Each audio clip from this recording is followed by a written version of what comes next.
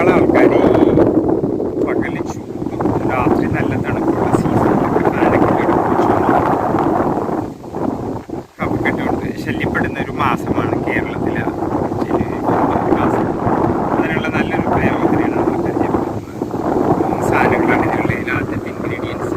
കടുത്ത പൊടിച്ച പൊടി 3 ഗ്രാം, 3 ml തേൻ, 1.5 ml നെയ്യ്. ഇത് 3 കൂടി ചേർത്തിട്ട് ഒരു ദിവസത്തിൽ 3 നേരം വെച്ച് കുടിച്ചാൽ കഫക്കെട്ട്, മുട്ടയിലുണ്ടാവുന്ന കഫക്കെട്ട് കൊണ്ട് വരുന്ന അസ്വസ്ഥതകൾ